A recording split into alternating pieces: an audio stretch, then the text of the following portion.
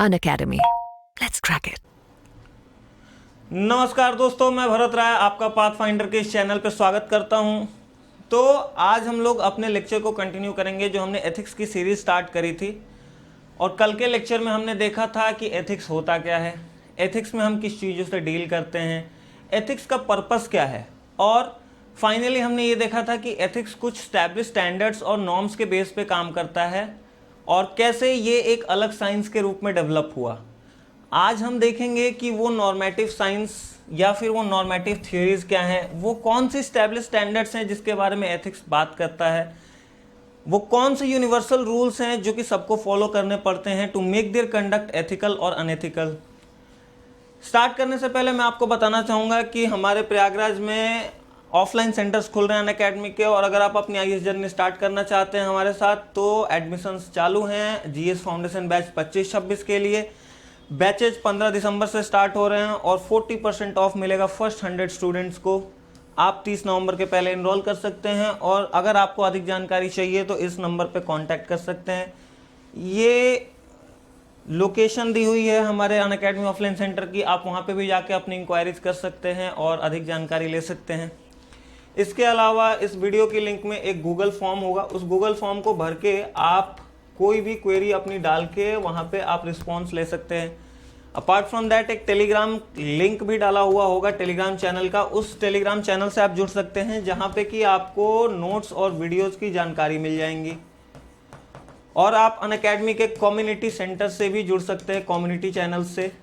वहाँ पे आपको आने वाले एजुकेटर्स की वीडियोस वगैरह और उनके सारे डिटेल्स वहाँ पे मिल जाएंगे पीडीएफ नोट्स कंपाइल फॉर्म में।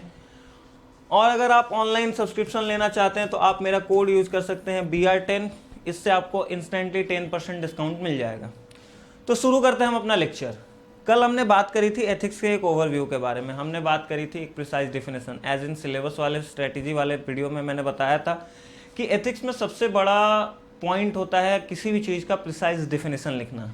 तो कल हमने एथिक्स का एक डेफिनेशन लिखा था, अच्छे से उसको पूरा एनालाइज किया था। हमने देखा था कि ह्यूमन कैरेक्टर और कंडक्ट क्या क्या होते हैं, राइट और रॉन्ग क्या होता है, हाउ राइट और wrong is different from ethical and unethical. कुछ चीज़ें रॉन्ग होने के बावजूद भी एथिकल हो सकती हैं, तो राइट और रॉन्ग एथिकल अनएथिकल से कैसे अलग है, कैसे हम डे टू डे लाइफ में राइट और रॉन्ग, बैड और गुड, इन सब चीज़ों का यूज़ करते हैं रादर देन यूजिंग एथिकल और unethical. But we also saw that ethics is concerned about ethical and unethical.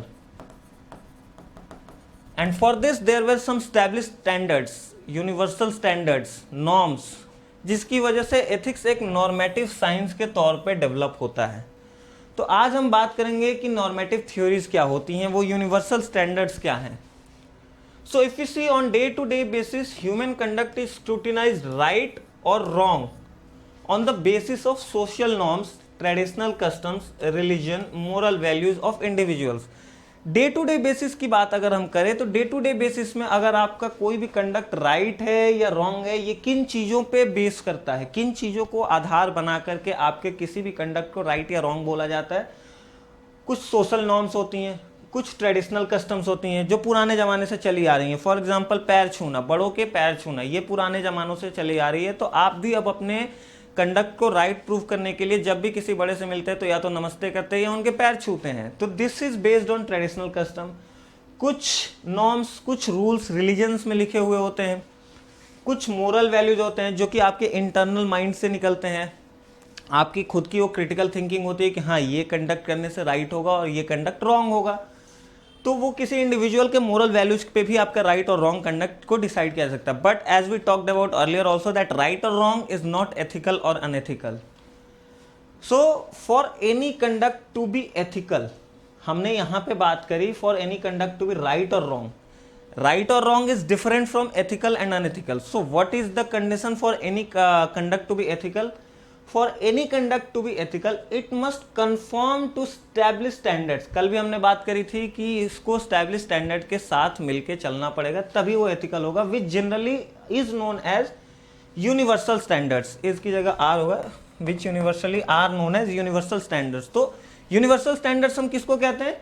Such established standards जिसके साथ अगर आपके कंडक्ट कंफर्म करते हैं, आपके कंडक्ट मैच करते हैं, तो आपके कंडक्ट को एथिकल बोला जाएगा। उन स्टैंडर्ड्स को क्या कहते हैं? Universal standards. तो एक प्रिसाइज डेफिनेशन हम यूनिवर्सल स्टैंडर्ड्स का लिखना चाहें तो for any conduct to be ethical it must conform to the established standards which generally is और are known as universal standards. Such universal signs have been set by normative theories, including philosophies which has given rise to a field of normative science that is ethics. Ethics एक normative science के तौर पे कैसे develop हुआ? तो अगर हम बात करें तो बहुत सारे फिलोसोफर्स, बहुत सारे फिलोसफीज ने कुछ कंडक्ट्स, कुछ रूल्स, कुछ नॉर्म्स, कुछ स्टैंडर्ड्स सेट किए और बोला कि इन स्टैंडर्ड्स के बेस पे अगर आप चलते हैं then that conduct must be ethical. तो उस बेस पे जब पूरे का पूरा एथिक्स डेवलप हुआ तो ये एक अलग साइंस के तौर पे डेवलप हो गया जिसको कि हम लोग बोलते हैं normative science. Such science which is based on the norms and rules set by earlier philosophers और अर्लियर ट्रेडिशंस। तो एथिक्स, और एथिक्स जो है वो सेपरेट ब्रांच बन गया फिलोसफी का which deals with human conduct और कैरेक्टर। अब ये स्टैब्लिश स्टैंडर्ड्स जो होते हैं वो किस बेस पे होते हैं? तो सबसे पहला तो होता है क्रिटिकल थिंकिंग। जो फिलोसोफर्स हैं, जो पहले के लोग हैं जिन्होंने ये स्टैंडर्ड्स, जो ये नॉर्म्स सेट किए हैं, उनकी एक क्रिटिकल थिंकिंग होती है। वो सोच विचार करके और उनको मतलब इम्प्लीमेंट करके हर जगह पे एक प्रैक्टिकल लाइफ में उसको चेक करके और तब उस चीज़ को स्टैब्लिश करते हैं कि now this is a standard which can be set as a universal standard. तो एक क्रिटिकल थिंकिंग करके, और दूसरा रैशनैलिटी और लॉजिक के बेस पे।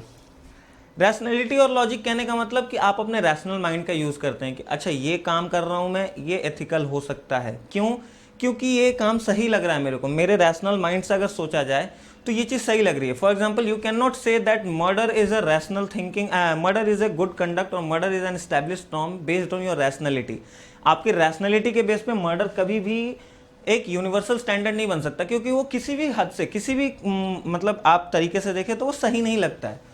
और लॉजिक, लॉजिक तो बेसिकली आप ऐसे मतलब लॉजिक तो बहुत टाइप्स की होती हैं, बट यहाँ पे आप जो लगाते हैं वो इंडक्टिव लॉजिक होता है। इंडक्टिव लॉजिक मतलब आपने एक केस देखा, दूसरा केस देखा, तीसरा केस देखा, ऐसे करके आप 50 केस देखते हैं और फिर एक कंक्लूजन पे आ जाते हैं कि ओके ये चीज़ें ऐसी होती हैं, तो इसको बोलते हैं लॉजिक। फॉर एग्जाम्पल अगर आपने देखा कार 1 इज रेड, फिर आपने देखा कार 2 इज रेड, ऐसे करके आपने 50 कार्स देखे और बोला then you came to a conclusion that all cars are red. वैसे ही आपने देखा human 1 is mortal, human 2 is mortal, human 3 is mortal, human 1 billionth is mortal, human 1 trillionth is mortal. Then आप एक कंक्लूजन पे आते हैं कि humans are mortal. Now logic के बेस पे भी आप कुछ यूनिवर्सल स्टैंडर्ड सेट कर सकते हैं। जैसे यहाँ पे हमने एक यूनिवर्सल थ्योरी बना दी दैट ह्यूमंस आर मॉर्टल। ये यूनिवर्सल है, ये हर एक ह्यूमन के लिए लागू होगा। अगर हर एक कार रेड है तो आपने 50 कार देख के आपने जब बोल दिया all cars are red, then your standard is that कि सारी कार्स रेड होती है, हर एक कार पे ये लागू होगा। तो इसको यूनिवर्सल स्टैंडर्ड बोलते हैं। तो फिर अगर कोई कंडक्ट जो एथिकल लग रहा है हर एक आदमी को, for example if I am doing and I am saying that this conduct is ethical, same conduct is done by some other person and he is saying that this is ethical and this is going for मतलब हमेशा ऐसा ही हो रहा है, then you can say that this conduct is ethical. आपको ये नहीं बोलना है according to me this conduct is ethical, वो फिर एक यूनिवर्सल स्टैंडर्ड के तौर पर सेट हो जाता है। अब अगर हम बात करें कि कौन कौन से ऐसे कुछ यूनिवर्सल स्टैंडर्ड्स या यूनिवर्सल वैल्यूज़ हैं जिनको कि हम मान सकते हैं कि हाँ ये यूनिवर्सल हैं, तो यहाँ पे आप एक उसका एक्सटेंडेड वर्जन है इसी का, that about human nature that is the philosophies have been given on the basis of analysing human nature and hence when one says a conduct as ethical it has its specific connotation that is based on established standards और universal standards. वही मैं जो आपको बता रहा था कि 50 लोगों ने एक चीज़ करी और सबको ये चीज़ एथिकल लगी, based on that you can say that this is an universal standard. अब कुछ वैल्यूज होती हैं जिनको कि यूनिवर्सल स्टैंडर्ड माना गया है, ये चीज़ें आपके आंसर में आनी चाहिए। फॉर एग्जांपल रिस्पेक्ट, ये एक यूनिवर्सल स्टैंडर्ड है। सेल्फलेसनेस, ये एक यूनिवर्सल स्टैंडर्ड है। Responsibility, honesty, peace loving, truthfulness, tolerance, ये ट्रूथफुलनेस वापस से आ गया, कॉम्पैशन, फॉरगिवनेस, ये सारी स्टैंडर्ड्स जो हैं, ये सारे रूल्स जो हैं, ये सारे नॉर्म्स जो हैं, ये यूनिवर्सल वैल्यूज़ के तौर पे कंसीडर किए जा सकते हैं, इनका कोई एक्सेप्शन नहीं है। फॉरगिवनेस, हमारे हिंदू कल्चर में अगर देखा जाए तो we tend to forgiveness, Christianity also tends to forgiveness. Compassion, truthfulness, everyone says that for example, if we take the example of Mahatma Gandhi, he says that truth is God and God is truth. So this is a universal standard. Truthfulness is universal standard.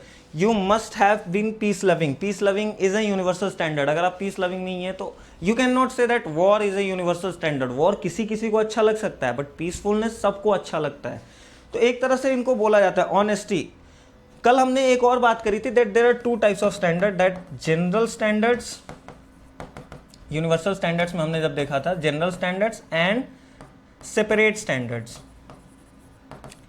Separate standard में हमने 3 example लिए थे, doctor का, civil servant का और sports person का.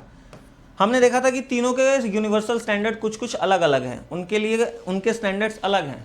But ये सारी जो स्टैंडर्ड्स हैं, respect, selflessness, responsibility, honesty, peace loving, truthfulness, ये जनरल स्टैंडर्ड्स हैं. ये सबके लिए होती है, इधर it is a doctor, a civil servant और अ स्पोर्ट्स पर्सन. ये सबके अंदर होनी चाहिए. ये कॉमन नेचर होना चाहिए किसी भी पर्सन के कंडक्ट को एथिकल बनाने के लिए. तो हम लोगों ने देखा कि यूनिवर्सल वैल्यूज क्या हैं. अब हम थोड़ी बात करते हैं कि नॉर्मेटिव थ्योरीज क्या हैं. Ethics is known as normative theory because ethics deals with what ought to be a human conduct, that how humans should behave. Hence the philosophies go on establishing a set of ideal principles also known as moral principles or established standards. Ethics, कल से यही बात चलती आ रही है कि ethics किस base पे काम करता है, यूनिवर्सल स्टैंडर्ड्स के बेस पे काम करता है, established norm के बेस पे काम करता है. And so it guides general society domain in general. Government administration conducts an ethical or unethical and also promoting morality and ethics in society. जो हमारे established standards हैं वो किस किस को गाइड करते हैं? हमारे गवर्नमेंट एडमिनिस्ट्रेशन को गाइड करते हैं, हमारे सोसाइटी को गाइड करते हैं, हमारे बेसिक इंडिविजुअल कंडक्ट्स को गाइड करते हैं. तो एक तरह से हम लोग नॉर्मेटिव पूरी मतलब एथिक्स का अगर आपको डेफिनेशन समझना है तो एथिक्स का डेफिनेशन एक लाइन में बोल सकते हैं. Ethics that deals with human conduct और character based on established norms to achieve a goal of ultimate good. अब थोड़ा सा हम लोग एथिक्स के बारे में बात कर ही रहे हैं तो नॉर्मेटिव थ्योरीज में कुछ टाइप्स की थ्योरीज आते हैं. जैसे पहला आता है वर्च्यू एथिक्स, फिर आती है डिओन्टोलॉजी, फिर आती है टेलियोलॉजी या यूटिलिटेरियन एथिक्स, फिर आता है कॉन्ट्रैक्टेरियंस और फिर आती है कंटेम्पररी थ्योरीज. इन सबको हम डिटेल में पढ़ेंगे, एक एक को डिटेल में पढ़ेंगे. वर्च्यू एथिक्स को, डिओन्टोलॉजी को, टेलियोलॉजी को, कॉन्ट्रैक्टेरियंस को और कंटेम्पररी एथिक्स को. ऑल्दो ये जो 3 है वर्च्यू एथिक्स, डिओन्टोलॉजी और टेलियोलॉजी, इनको एक्स्ट्रा डिटेल में पढ़ेंगे. These two are not to be much concerned about, but इन तीनों को हम अच्छे से डिटेल पढ़ेंगे. इन दोनों को भी पढ़ेंगे बट उन तीनों को डिटेल में पढ़ेंगे. अब हम अगर देखें तो वर्च्यू एथिक्स में किस किस का नाम आता है? सोक्रेटिस का, प्लेटो का, एरिस्टोटल का. डिओन्टोलॉजी में किसका नाम आता है? इमैनुअल कांत का. इसको ऐसे भी बोलते हैं कांतियन एथिक्स. एक ही फिलोसोफर है इसमें, डिओन्टोलॉजी में, कांतियन एथिक्स. फिर आती है टेलियोलॉजी या यूटिलिटेरियन एथिक्स, उसमें हमने बहुत मतलब फेमस नाम है ये, जेरेमी बेंथम और जे.एस. मिल. फिर आते हैं कॉन्ट्रैक्टेरियंस में Thomas Hobbes, John Locke, Rousseau. और कॉन्टेम्पररी एथिक्स में आते हैं theory of justice by Rawls and capability approach by Amartya Sen. ये एक तरह से मैंने ओवरव्यू डिवाइड किया हुआ है कि आपको क्या क्या पढ़ना है आगे जाके. देन इन तीनों को हम लोग कोर प्रिंसिपल ऑफ एथिक्स मान सकते हैं.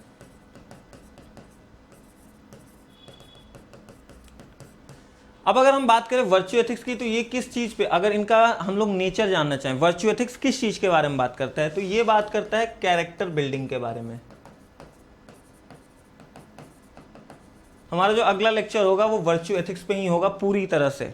वर्च्यू एथिक्स क्या है, इसमें सोक्रेटिस क्या बोलता है, प्लेटो का एथिक्स क्या है, एरिस्टोटल का एथिक्स क्या है, कैसे वो लोग सोसाइटी को गवर्न करना चाहते थे. एरिस्टोटल ने वो 3 स्ट्रेटा बताए थे, सोक्रेटिस ने गुड के बारे में क्या बोला था, प्लेटो ने थ्योरी ऑफ गुड पे क्या दिया हुआ था, सोक्रेटिस ने नॉलेज के बारे में क्या बताया हुआ था कि how knowledge is good and how unexamined life. For example एक बहुत बड़ा कोट है that an unexamined life is not worth living.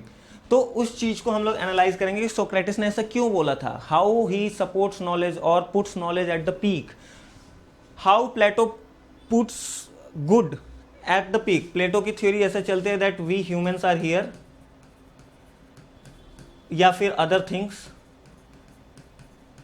Then there are ideas in the transcendental world and then there is the idea of good.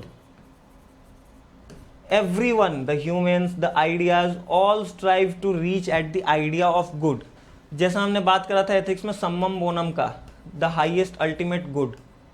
The summum bonum of Plato is idea of good. The summum bonum of Socrates is knowledge. The summum bonum of Aristotle is actus purus. We will see what is actus purus, or it is also known as pure activity. So we will see what it is. Then we come to deontology. इसकी अगर core principle की बात करें तो Immanuel Kant talks about selflessness. यहां पे हमने देखा था that some universal standards are out of some universal standards one is selflessness. So selflessness कहां से है? Immanuel can't say. कल भी मैंने बात करी थी that Kant talks about somethings like do the work for the sake of it, not for the benefits और फ्रूट्स, और use humans as an end not as a means. तो उसकी कुछ कैटेगरिकल स्टैंडर्ड्स थे जिनके बेस पे वो अपनी एथिक्स को डिफाइन करता था. इसको हम लोग नॉन कॉन्सिक्वेंशियलिस्ट भी बोल सकते हैं. नॉन कॉन्सिक्वेंशियलिस्ट. नॉन कॉन्सिक्वेंशियलिस्ट कहने का मतलब can't does not concern about क्या कॉन्सिक्वेंसेज निकलेंगे आपके एक्शन के. इट्स लाइक कि आप एक्शन सही करो, आप एक्शन करो for the sake of the action. उसके कॉन्सिक्वेंसेज के बेस पे आप एक्शन को डिसाइड मत करो. उसके हिसाब से अगर झूठ बोलना गलत है तो झूठ बोलना गलत है. अगर उस झूठ बोलने से 100 लोगों की जान भी बच रही है, नहीं, झूठ बोलना गलत है. उसके हिसाब से चोरी करना गलत है तो चोरी करना गलत है. He used to say that अगर आप कोई भी एक्शन कर रहे हो, कोई भी कंडक्ट कर रहे हो, तो उसको ये मान के करो कि ये कंडक्ट फिर दूसरा कोई करे तो आपको बुरा नहीं लगना चाहिए, आपको गलत नहीं लगना चाहिए. For example, if you are stealing, then आप इसको एक यूनिवर्सल कंडक्ट मान के चलो. आप मान के चलो that universal is now stealing is now universal. आप ये मान के नहीं चल सकते कि स्टीलिंग सिर्फ मेरे लिए सही है, बाकी लोग कर रहे हैं तो गलत है. नहीं, if you are stealing then stealing must be a universal conduct. और फिर आपको भी बुरा नहीं लगना चाहिए अगर आपसे कोई चीज चुराए. उसके हिसाब से if you are doing murder then you should not think कि murder is only good for you और दूसरे कर रहे हैं तो वो गलत है. उसके हिसाब से if you are doing any conduct take it as a universal conduct. So if other persons do it you should not take it wrong. तो वो इसको अच्छे से समझाता है. विल सी कि इमैनुअल कांट कैसे बात करता है इन सारी चीजों के बारे में.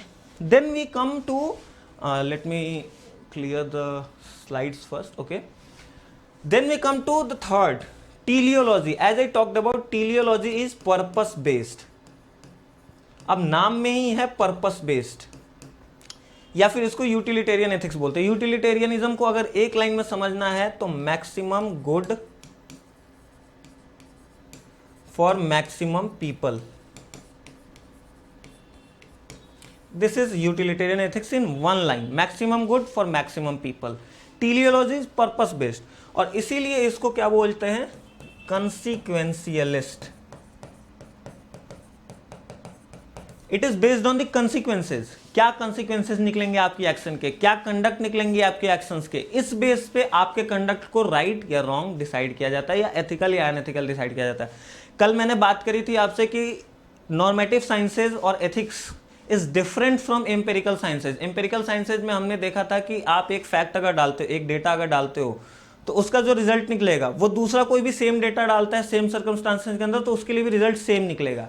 बट वो एक ऑब्जेक्टिव साइंस हो जाता है. But ethics is a subjective science. क्यों? क्योंकि हम देख रहे हैं कि सोक्रेटिस के लिए कुछ एथिक्स अलग है, इमैनुअल कांट के लिए कुछ अलग है, जेरेमी बेंथम और जे एस मिल के लिए कुछ अलग है. जेरेमी बेंथम बोलेगा कि अगर आपके झूठ बोलने से 10 लोगों की जान बच जाती है तो आप 10 लोगों की जान बचा लो झूठ बोल के. देन झूठ बोलना is not an ethical conduct, it will be an ethical conduct. तो यूटिलिटेरियन, इसमें आप एक बहुत मतलब ये फेमस एग्जांपल है दैट अगर ये रेलवे ट्रैक है और यहाँ पे एक ऐसे रेलवे ट्रैक डिवाइड हो रहा है, यहाँ पे एक आदमी बंधा हुआ और यहाँ पे 5 आदमी बंधे हुए हैं, और यहाँ पे आपकी ट्रेन जा रही है, आपके हाथ में लीवर है, तो आप किसको बचाएंगे? तो generally utilitarians will say that हम इस रास्ते पे आ जाएंगे. क्यों? क्योंकि फिर यहाँ पे 5 लोगों की जान बच रही है, अब यहाँ पे सिर्फ एक जान जा रही है. तो it talks about maximum good for maximum people. जितना हो सकता है उतना गुड करेंगे, जितने ज़्यादा लोगों के लिए हो सकता है उतने ज़्यादा लोगों के लिए करेंगे। Although utilitarian gave rise to the industrial revolution also, ये हिस्ट्री का एक पार्ट है, that industrial revolution in utilitarianism का एक ऑफशूट था। तो जेरेमी बेंथम और जेएस मिल, तो इनके, अब हमने जैसे कोर प्रिंसिपल्स की अगर बात करी थी हमने, तो हमने कोर प्रिंसिपल्स में यहां बात करी थी that this talks about character building, this talks about selflessness. यहां पे हम लिख देंगे core principles of these philosophies और दीज एथिक्स। तो यहां पे आ जाएगा सेल्फ इंटरेस्ट।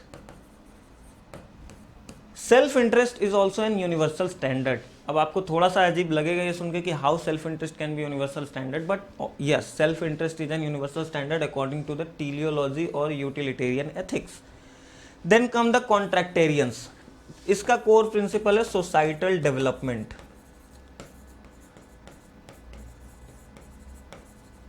देखो यहां पे कैरेक्टर बिल्डिंग हो गई, सेल्फलेसनेस हो गया, सेल्फ इंटरेस्ट हो गया, ये तीनों एक इंडिविजुअल के बारे में बात कर रहे हैं। कैरेक्टर बिल्डिंग इंडिविजुअल की करनी है, सेल्फलेसनेस इंडिविजुअल अपने डिसाइड करेगा, सेल्फ इंटरेस्ट इंडिविजुअल की है। But now they are talking about societal development, वो इंडिविजुअल को नहीं मानते हैं। दे आर सेइंग दैट हमें सोसाइटी के बारे में सोचनी है। एक सोसाइटी अगर अच्छे से डेवलप होगी तो individual will automatically be doing a good conduct.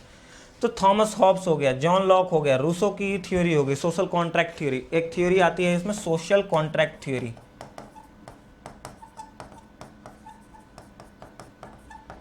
So social contract theory के बारे में हम बात करेंगे। तो इनकी कोर प्रिंसिपल है सोसाइटल डेवलपमेंट। और यहाँ पे बात करते हैं फाइनल थ्योरी ऑफ जस्टिस की, रॉल्स की और capability approach of Amartya Sen की। तो they talk about development as freedom.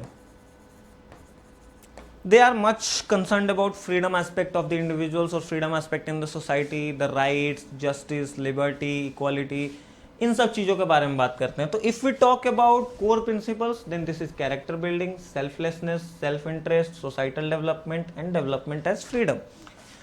तो ये नॉर्मेटिव थ्योरीज को हम डिटेल में पढ़ेंगे। अब आगे बढ़ते हैं। मैंने जैसे बताया था कि एथिक्स जो है वो एक साइंस है, बट ये बाकी साइंसेस से बहुत अलग है। For example we are seeing here some examples. Psychology is also a science. What psychology deals about? How a man behaves.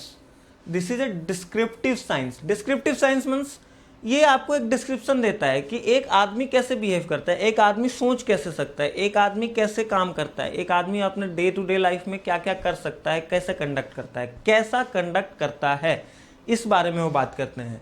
सो यहाँ पे how, but ethics talk about how a man must behave. ये नहीं बात कर रहा है कि आप कैसा कंडक्ट करते हैं। एथिक्स बात करती है कि आपको कैसा कंडक्ट करना चाहिए। So psychology can be a raw material for ethics. Raw material क्यों? अगर आपको पता है कि how I am behaving, how my conducts are going in a day to day life, then you can see कि क्या मेरे कंडक्ट्स एस्टैब्लिश्ड नॉर्म्स जो हैं एथिक्स के उनके साथ कंफर्म कर रहे हैं, उनके साथ मैच कर रहे हैं। अगर कर रहे हैं तो आई एम एथिकल, अगर नहीं कर रहे हैं तो I am non ethical. So this is normative science. Then we come to anthropology. Anthropology is also a science where it talks about nature of human beings and its activity. But again ethics talk about how man's action ought to be. यहाँ पे simple सी बात है, आपके actions, आपके conduct कैसे होने चाहिए। आप पूरे में यही देखोगे मस्ट और ought to be, ought to be, must, यहाँ पे भी आपको वही चीज मिलेगी। So social and political sciences, ये किस चीज में बात करते हैं? ऑर्गेनाइजेशंस के और man social and political life के बारे में। बट यहाँ पे how man social and political life must और ought to be organised in order to be around. मतलब ये बात करता है कि सोशल ऑर्गेनाइजेशंस क्या है, मैन की सोशल और पॉलिटिकल लाइफ क्या है। बट ये क्या बोलता है? नहीं, मैन की सोशल और पॉलिटिकल लाइफ कैसी होनी चाहिए। ये नहीं बात करता है कि क्या है, क्या होनी चाहिए। Economics is concerned with goods, that is with those objects which are the means of satisfying a human want. But ethics deals with those acts which are the conditions of the attainment of the highest end of life. यहाँ पे आप pleasure की बात करते हैं। Economics generally आपके day to day material life के बारे में बात करता है। बट एथिक्स किस चीज के बारे में बात करता है? Highest good, the summum bonum, the ultimate good, the chief good और the nirvana in Indian philosophy. और as we talked about knowledge for Socrates, good idea of good for Plato, the actus purus for Aristotle, doing the work for the sake of it for Immanuel Kant, maximum good for maximum people for utilitarian ethics and such like this. तो एक तरह से अगर हम बात करें तो deals with those acts which are the conditions of the attainment of the highest end of the life. तो एक तरह से हमने ये देखा कि एथिक्स बाकी साइंसेस से कैसे अलग है. अब एक चीज आती है that how ethics is different from a religion. Actually कभी कभी हम लोगों ने ये समझ लेते हैं that ethics और religion एक दूसरे से इंटरलिंक्ड हैं, या फिर आपको एथिकल होने के लिए रिलीजियस होना जरूरी है या गॉड का मानना जरूरी है. बट क्या ऐसा सही है? क्या ये चीज़ सही है? क्या आप बिना गॉड के एथिकल नहीं हो सकते हैं? आपको मोरल होने के लिए क्या गॉड की ज़रूरत पड़ेगी? Ethics says no, we do not need religion और God to be ethical. Although this is a added reason, ये एक रीज़न के तौर पे काम कर सकता है, but this is not a necessary condition और essential condition for being ethical. For example, अगर हम लोग एक एग्जाम्पल लेते हैं that there are certain tribes और सर्टेन सोसाइटीज जहाँ पे गॉड का कॉन्सेप्ट ही नहीं है, but they are ethical in their conduct. उनके अपने एथिक्स डिफाइंड हैं, उनके अपने कंडक्ट्स डिफाइंड है अकॉर्डिंग टू देयर कंडक्ट, और उनके रूल्स और उनके नॉर्म्स के अनुसार क्या एथिक्स होना चाहिए हमारी सोसाइटी में और क्या एथिक्स नहीं होना चाहिए, ये चीज़ें डिफाइंड है. अगर आप फिलोसफी में जाओगे तो ये चीज़ें आ जाती हैं इन्नेट आइडियाज़ और टैबुला रासा पे.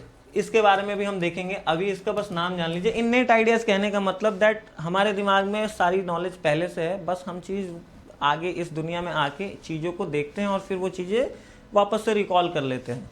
टैबुला रासा सेज दैट कि नहीं, हमारे दिमाग में चीज़ें इन्नेट नहीं हैं, हमारा जो माइंड है वो एक ब्लैंक स्लेट की तरह है, और जो एक्सपीरियंसेस हम करते हैं इस एम्पिरिकल वर्ल्ड में, इस मटेरियल वर्ल्ड में, वो यहाँ पे चीज़ें इम्प्रिंट करते जाते हैं हमारे माइंड में.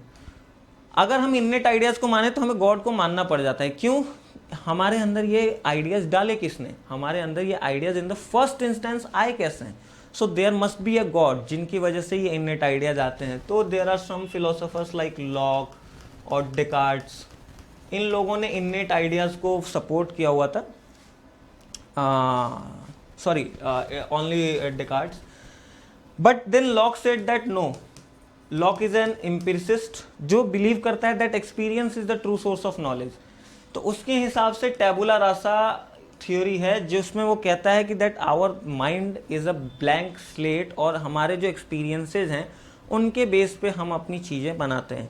तो गॉड को हम एक्सपीरियंस नहीं कर सकते जिसकी वजह से गॉड एग्जिस्ट नहीं करते हैं. यहाँ पे ये चीज़ें डिबेट चालू हो जाती है. But the thing is that for being religious, for being ethical, you do not need to be religious. Religion का उतना, फॉर एग्जाम्पल बुद्ध भी एक बहुत अच्छी थ्योरी देते हैं that they say that we believe in karma theory. Karma theory says that if you do good karma you will get good fruit or good results, and if you do bad karma you will get bad results. This is the karma theory of Indian philosophy. Now he asked two questions. First question he asked is, can God give you good fruits for your bad karmas? He asked this question, can God give you good fruits for your bad karmas? तो यहाँ पे दो situation बनते हैं, you can say yes or no. But let's see, if God give you good fruits for your bad karmas, then is he a justified being? God will not be a justified being. For example, आपने साल भर कुछ नहीं पढ़ा और फिर आपका selection हो जाए जस्ट बिकॉज भगवान ने आपको अच्छे कर्म, आपके कर्मों का, बुरा जो कर्म किया था आपने पूरे साल, आपने पढ़ाई लिखाई नहीं करी, उसके अच्छे फल दे दिए. और फिर किसी दूसरे जो डिजर्विंग कैंडिडेट था उसकी सीट छीन ली, तो क्या जस्टिफाइड है गॉड? अगर आप बोलते हैं yes that God can give me good fruits based on my bad karmas, if you say yes to this then God is not a justified being.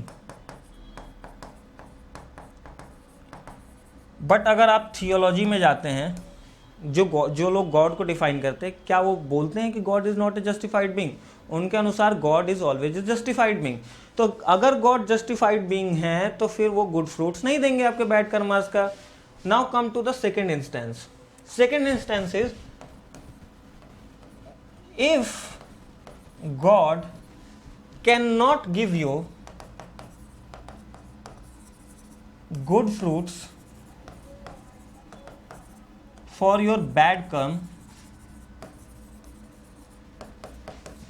then what is the need of God? आपने जो कर्म किए उसके फल आपको मिल गए, आपने जो कंडक्ट किए उसके रिजल्ट्स आपको मिल गए, then what is the need of God? Is God needed here? सारा चीज तो कर्म ही लेके चल रहा है, कर्मा ही सारी चीजों को डिफाइन कर रहा है। So conclusion here is that you do not need to be religious for being ethical in your conducts or in your character. आप बिना रिलीजियन के भी गुड कंडक्ट्स और गुड कैरेक्टर इंप्लीमेंट कर सकते हैं खुद में। I am not saying this that religion is not needed, religion is acting as an added reason. Religion एक एडेड रीजन की तरह पे काम करता है, जहाँ पे वो आप को एक एक्स्ट्रा सपोर्ट देता है। बहुत लोग रिलीजन को एक सपोर्ट की तरह मानते हैं। तो एक तरह से ऐसा बोला जा सकता है that religion is not intricately linked with ethics. Ethics और रिलीजन दोनों अलग अलग एस्पेक्ट्स हैं। नाउ हमने जैसे बात करी थी कि हमने अभी जस्ट बात करी कि क्या गॉड की जरूरत है मोरल होने के लिए, क्या रिलीजन की जरूरत है मोरल होने के लिए। बट अब एक सवाल आता है कि हमें मोरल होना ही क्यों है, why we should be moral. So यहाँ पे उसका आंसर लिखा हुआ है that human beings by nature tend to be good, that is the summum bonum. Each man या woman desire what is best for himself or herself. कोई अपना बुरा नहीं चाहता, सब अपना अच्छा ही चाहते हैं। The ethical principles and moral practices help one to attain what is best. हमें मोरल क्यों होना चाहिए? क्योंकि ये जो प्रिंसिपल्स हैं, ये जो वैल्यूज हैं, ये जो स्टैब्लिश नॉर्म्स हैं, ये हमें एक तरह से मदद करती हैं हमारा अच्छा करने के लिए। It helps a person to perfect himself या herself as a moral being. Morality has to do more with one's interior self than the practice of some customs or set rules. हम moral क्यों होना चाहते हैं? क्योंकि हम अपने interior को अच्छा रखना चाहते हैं। सो यहाँ पे लिखा हुआ है that morality has to do more with one's interior self. Viewed from this point, morality is a deep down desire in human being and is something to do with a very nature of human being. जैसा मेरा सवाल था कि why we should be moral, ये सवाल ही गलत है। Morality हमारे अंदर एकदम मतलब डीप डाउन हमारे अंदर है, वो हमसे अलग जा ही नहीं सकती। सो ये सवाल पूछना why we should be moral नहीं, how we should be moral, ये सवाल पूछना सही होगा। वाई नहीं, why must be a wrong question, because here it is saying that it is a deep down desire in human being and is something to do with the very nature of human being. The rational nature of human being makes himself or herself aware of certain fundamental principles of logic and moral reasoning. अभी जैसा मैंने यहाँ पे बताया था that established standards जो होते हैं वो किस बेस पे आते हैं, उसमें एक थी rationality, that if you are rational then आप उन standards को establish कर पाते हैं। तो यहाँ पे क्या लिखा हुआ है that rational nature of human beings make him or her aware of certain fundamental principles of logic and moral reasoning, और यही moral reasoning, यही moral values को फिर हम एक universal standard या established standard के तौर पे set कर देते हैं। This means that there is not only a subjective aspect to every human action but also an objective one that prompts a human person to base himself या herself on certain common principles. अब यहाँ पे अगर आप एक line पढ़ें, हमने यहाँ पे पहली लाइन पढ़ी, human beings by nature tend to be good and each man and women desire what is best for himself और हरसेल्फ। अब हर आदमी का गुड, हर आदमी का बेस्ट, हर आदमी के लिए खुद का अच्छा अलग अलग होता है, तो फिर तो ये एक सब्जेक्टिव सब्जेक्ट हो गया।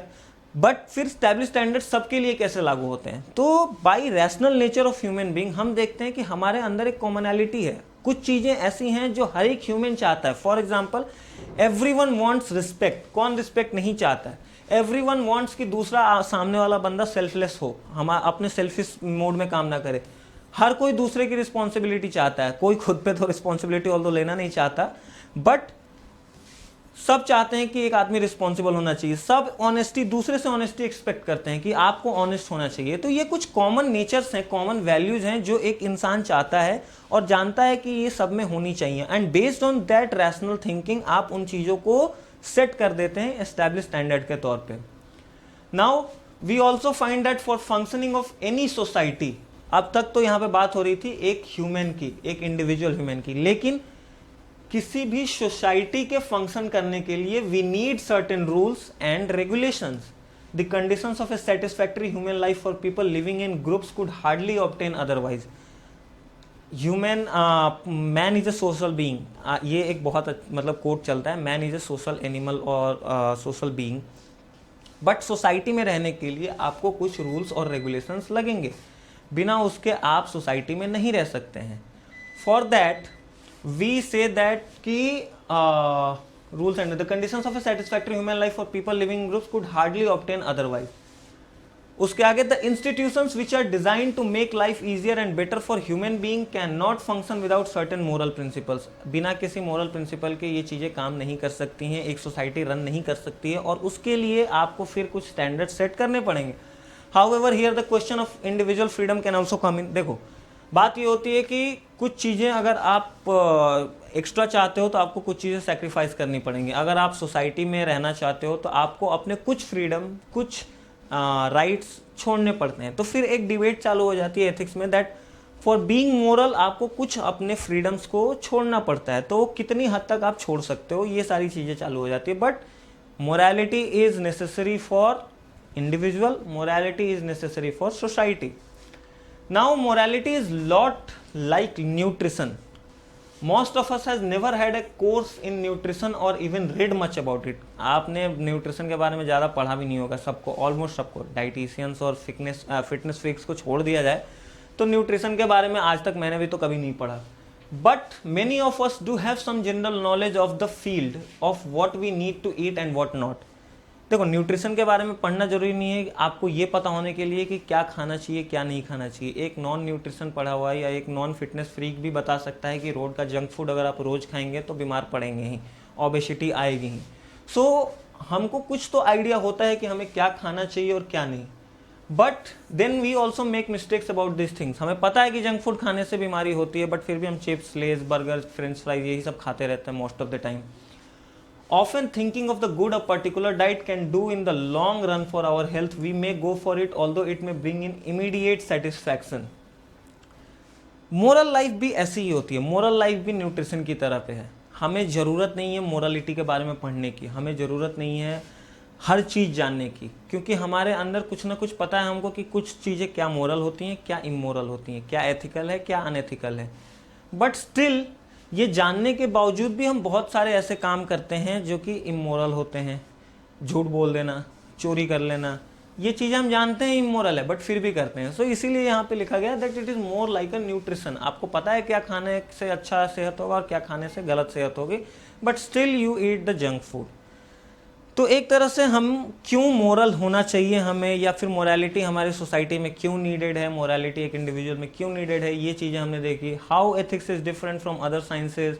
फिर ये नॉर्मेटिव थ्योरीज, इन पे हम डिटेल डिस्कशन करेंगे। कल हमारा डिस्कशन होगा वर्च्यू एथिक्स पे, उसके बाद डीओंटोलॉजी पे, and then we will continue further. फिर हमने बात करी नॉर्मेटिव थ्योरीज क्या होती हैं, कुछ यूनिवर्सल रूल्स क्या हैं, फिर यूनिवर्सल स्टैंडर्ड्स क्या होते हैं और किन बेस पे उनको बनाया जाता है।